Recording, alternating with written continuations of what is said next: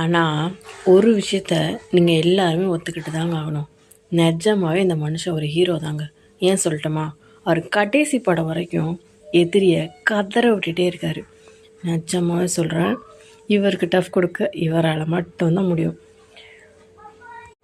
ஆனால் அவரை கஷ்டப்படுத்துகிறவங்களுக்கு புரியல.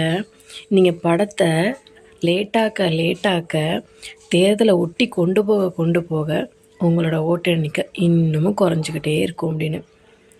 இப்போவே ரிலீஸ் பண்ணால் கூட ஒரு மாதத்தில் படத்தோட பாதி விஷயத்தை மறந்து போகக்கூட வாய்ப்பு இருக்குது.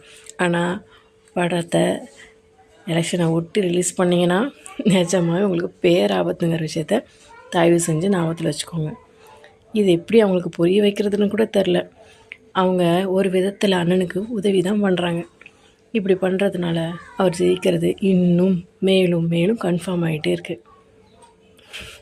இந்த நம்மளை தற்குறின்னு சொல்லி ஈஸியாக முத்திரை குத்துறாங்க. ஆனால் இப்போ உண்மையிலுமே தற்குறி யாருன்னு அவங்க தான் கண்டுபிடிக்கணும்னு நினைக்கிறேன்.